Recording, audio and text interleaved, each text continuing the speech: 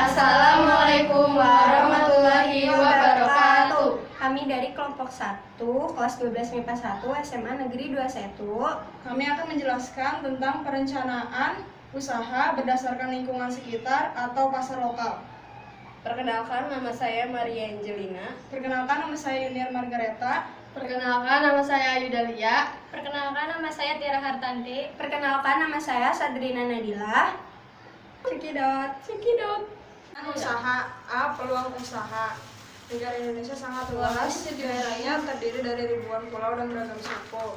Hal ini dapat dilihat dari berbagai macam komoditas produk, misalnya produk aneka kerajinan, aneka makanan, furnitur, tekstil, dan produksi industri alam. Analisis peluang usaha. Mengenai peluang usaha, pada produk kerajinan dimaksud untuk menemukan peluang usaha produk kerajinan yang dapat dimanfaatkan, serta untuk mengetahui besarnya potensi usaha yang tersedia dan berapa lama usaha dapat bertahan. Analisis SWOT adalah suatu kajian terhadap lingkungan internal dan eksternal perusahaan. Analisis SWOT pada usaha didasarkan pada asumsi bahwa strategi yang efektif adalah dengan memaksimalkan kekuatan, strengths, dan peluang opportunities, serta meminimalkan kelemahan, weakness, dan ancaman threats. Analisis SWOT dapat menentukan strategi pengembangan usaha dalam jangka panjang sehingga arah tujuan dapat dicapai dengan jelas dan dapat dilakukan pengambilan keputusan secara cepat. Ada beberapa langkah yang perlu diperhatikan dalam menganalisis peluang usaha. 1. Analisis kelayakan usaha, yaitu A. Analisis kelayakan teknis. Analisis terhadap teknis proses pembuatan suatu produk usaha. B. Analisis peluang pasar. Analisis terhadap pasar menentukan pasar yang menguntungkan, memilih produk yang dapat dijual, menerapkan teknik pemasaran yang baik. C. Menentukan jumlah pembelian potensial dalam tiap-tiap segmen pasar. Langkah ini terkait dengan perkiraan konsumen dari potensial dari produk kerajinan baru oleh tiap-tiap segmen pasar. D. Sumber informasi pasar adalah informasi untuk mengevaluasi peluang pasar masa sekarang dan akan datang dari usaha produk kerajinan. E. Uji coba pasar. Uji coba pasar cenderung menjadi teknik riset utama untuk mengurangi resiko pada usaha produk kerajinan dan menilai keberhasilannya. Metode yang digunakan adalah pameran perdagangan yang menjual pada sejumlah konsumen terbatas dan penggunaan uji coba pasar di mana penerima calon pembeli bisa mengamati dan menganalisis lebih dekat. F. Studi kelayakan pasar. Studi kelayakan pasar bagi usaha baru cenderung memakan waktu dan merupakan tugas yang rumit, tetapi wirausaha baru perlu untuk melakukannya. Studi kelayakan pasar akan dapat mengurangi resiko kerugian dan kegagalan usaha produk kerajinan. Finansial. Analisis kelayakan finansial adalah landasan untuk menentukan sumber daya finansial yang diperlukan untuk tingkat kegiatan tertentu dan laba yang bisa diharapkan. Ada dua langkah dasar untuk pemilihan alternatif dalam analisis kelayakan finansial, yaitu sebagai berikut. A. Penentuan kebutuhan finansial total dengan dana yang diperlukan untuk operasional kebutuhan finansial. Hendaknya diproyeksikan tiap bulan atau bahkan mingguan sekurang-kurangnya untuk operasi tahun pertama dari usaha produk kerajinan baru. B. Penentuan sumber daya finansial yang tersedia.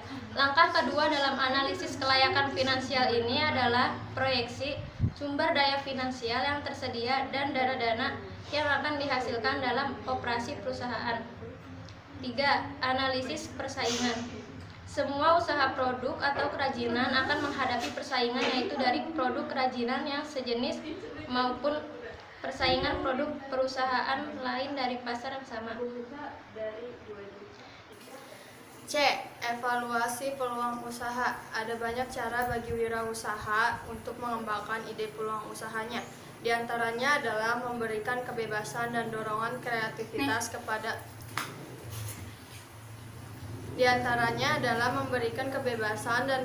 kreativitas kepada para pengrajin atau karyawannya. Pengembangan ide harus dilakukan secara terus-menerus agar wirausahawan dapat memenangkan persaingan.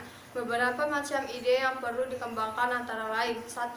Ide dalam pembuatan produk yang diminati konsumen. 2. Ide dalam pembuatan produk yang dapat memenangkan persaingan. 3. Ide dalam pembuatan dan pendaya gunaan sumber-sumber produk kerajinan. 4. Ide yang dapat mencegah kebosanan konsumen di dalam penggunaan produk. 5. Ide dalam pembuatan desain, model, corak, dan warna produk kerajinan yang disenangi konsumen. Setelah tahapan analisis peluang usaha, seorang wirausaha memilih jenis usaha yang ingin dikembangkannya melalui proses analisis yang cermat dan matang. Tahapan ini biasanya disebut evaluasi, dengan berbagai macam faktor yang menjadi dasar pertimbangannya, yaitu 1. Faktor keuntungan. Jika setelah diperhitungkan ternyata tidak memberi keuntungan memadai, sebaiknya pilihan bersangkutan dibatalkan. 2. Faktor penguasaan teknis. Cara pembuatan produk kerajinan perlu dikuasai atau dipelajari dengan baik oleh para karyawan atau pengrajin. 3. Faktor pemasaran. Harus diteliti kemungkinan pemasaran dan prospek pemasarannya di waktu mendatang. 4. Faktor bahan baku. Bahan baku merupakan faktor penting yang ikut menentukan tingkat harga pokok dan kelancaran proses produk usaha kerajinan. 5. Faktor tenaga kerja. Hal yang perlu dipertimbangkan adalah tersedianya tenaga kerja yang murah dan kemungkinan untuk memenuhinya, baik jumlah, keahlian, maupun jasa. 6. Faktor modal. Perlu dipertimbangkan kesesuaian antara modal yang disediakan dan kebutuhan jenis usaha kerajinan yang dibutuhkan. 7. Faktor resiko. Tingkat resiko yang akan ditanggung perlu dipertimbangkan dengan besarnya keuntungan yang akan diperoleh. 8. Faktor persaingan. Perlu dipelajari situasi yang akan terjadi dan disesuaikan dengan kemampuan menghadapinya dalam hal modal maupun pemasaran. 9. Faktor fasilitas dan kemudahan. Fasilitas yang dibutuhkan untuk operasi usaha atau kerajinan dan kemungkinan penyediaan menjadi pertimbangan. Kemudahan yang mungkin dapat diperoleh dari pemerintah seperti pajak. 10. Faktor manajemen. Pertimbangan penting lainnya adalah produk pengelolaannya yang paling sesuai dan bagaimana kemampuan pengusaha untuk mengelolanya. Jika wirausaha sudah menetapkan jenis usaha sesuai dengan yang diinginkan dan sudah melalui berbagai macam pertimbangan, tugas lain yang perlu diperhatikan dan dipertimbangkan adalah sebagai berikut. A. Jenis usaha kerajinan yang sesuai dengan hasrat dan minat. B. Jenis usaha kerajinan yang benar-benar akan membawa suatu keuntungan. C. Jenis usaha kerajinan yang mudah mengurus dan mengerjakannya. D. Jenis usaha kerajinan yang mudah memeliharanya. E. Jenis usaha kerajinan yang produknya disenangi dan dibutuhkan konsumen. F. Jenis usaha kerajinan yang bahan bakunya mudah didapat. G. Jenis usaha kerajinan yang mendapat dukungan serta perlindungan pemerintah. D. Menciptakan peluang usaha. 1. Ide usaha. Faktor-faktor yang dapat memunculkan ide usaha adalah: yang pertama, faktor internal. Faktor internal adalah faktor yang berasal dari dalam diri seseorang sebagai subjek atau pengusaha. Antara lain, pengetahuan yang dimiliki, pengalaman dari individu itu sendiri. Yang ketiga, pengalaman saat ia melihat orang lain menyelesaikan masalahnya. Yang keempat, pemikiran yang muncul dari individu itu sendiri. Yang kedua, faktor eksternal. Faktor eksternal adalah hal-hal yang dihadapi seorang dan merupakan objek untuk mendapatkan sebuah inspirasi usaha. Antara lain, yang pertama, masalah yang dihadapi dan belum terpecahkan. Yang kedua, kesulitan yang dihadapi sehari-hari. Yang ketiga, kebutuhan yang belum terpenuhi baik untuk dirinya maupun orang lain. Yang keempat, pemikiran besar untuk menciptakan sesuatu yang baru. 2. Risiko usaha. Di bawah ini yang diuraikan beberapa risiko usaha yang akan terjadi. Yang pertama, risiko usaha internal. adalah risiko yang timbul dari menjalankan usaha dan berdampak pada kelangsungan usaha itu sendiri. Yang kedua, risiko usaha eksternal adalah risiko yang timbul dari menjalankan usaha dan berdampak pada kelangsungan lingkungan luar usaha itu sendiri. Yang ketiga, analisis kemungkinan keberhasilan dan kegagalan usaha. Faktor-faktor yang mendukungnya adalah 1. Faktor manusia merupakan faktor yang utama dalam pencapaian keberhasilan usaha karena manusia mempunyai ide atau rencana usaha. Yang kedua, faktor keuangan merupakan faktor penunjang keberhasilan usaha. Yang ketiga, faktor organisasi. Tugasnya masing-masing untuk mencapai tujuan organisasi. Yang pertama, mempertegas hubungan dengan para karyawan. Yang kedua, menciptakan hubungan antar karyawan. Yang ketiga, mengetahui tugas yang akan dijalankan. Yang keempat, faktor perencanaan digunakan sebagai alat pengawas dan pengendalian usaha. Yang kelima, faktor mengatur usaha. Dalam kegiatannya dengan kegiatan mengatur usaha yang perlu dilakukan oleh seorang wirausaha adalah menyusun uraian tugas pokok, menyusun struktur organisasi perusahaan, memperkirakan tenaga kerja yang dibutuhkan. Yang keempat, menetapkan balas jasa dan insentif, membuat jadwal usaha, mengatur mesin-mesin produksi, mengatur tata laksana usaha, menata barang-barang. 9. Menata administrasi usaha. Yang 10. Mengawasi usaha dan pengendaliannya. F. Faktor pemasaran. Faktor pemasaran produk perusahaan dapat ditinjau sebagai berikut. Yang pertama, daya serap pasar dan prospeknya. Yang kedua, kondisi pemasaran dan prospeknya. Yang ketiga, program pemasarannya.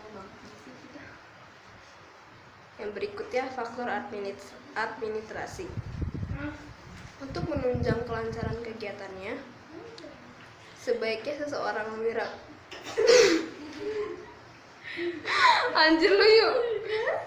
Selanjutnya, faktor administrasi. Untuk menunjang kelancarannya kegiatannya, sebaiknya seorang wirausaha mempunyai catatan yang rapi mengenai kegiatan dan kejadian yang terjadi setiap harinya.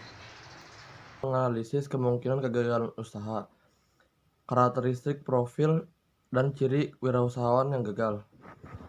Dedikasi. 1. Dedikasi, meremehkan waktu dan dedikasi pribadi. 2. Pengendalian usaha, gagal mengendalikan aspek utama usaha. 3. Pengalaman dan manajemen, pemahaman terhadap disiplin manajemen utama kurang. 4. Pengolahan piutang, masalah arus kas yang buruk. 5. Memperluas usaha berlebihan, memulai suatu program perluasan usaha sebelum berbisnis. 6. Perencanaan keluarga, meremehkan kebutuhan usaha atau bisnis. 7. Lokasi usaha, memilih lokasi usaha yang buruk. 8. Pembelanjaan besar, pengeluaran awal yang tinggi. Langkah-langkah melakukan wirausaha. Secara umum, langkah-langkah melakukan wirausaha adalah sebagai berikut. 1. Tahap memulai. Tahap di mana seseorang yang berniat untuk melakukan usaha mempersiapkan segala sesuatu yang diperlukan. Diawali dengan melihat peluang usaha baru, mungkin apakah membuka usaha baru, melakukan akuisisi atau melakukan franchising. Tahap ini juga memilih jenis usaha yang akan dilakukan. 2. Tahap melaksanakan usaha. Dalam tahap ini, seseorang wirausahaan mengelola berbagai aspek yang terkait dengan usahanya, mencakup aspek-aspek pembiayaan, sumber daya manusia, kepemilikan, organisasi, kepemimpinan yang meliputi bagaimana mengambil risiko dan mengambil keputusan, pemasaran, dan melakukan evaluasi. 3. Tahap mempertahankan usaha.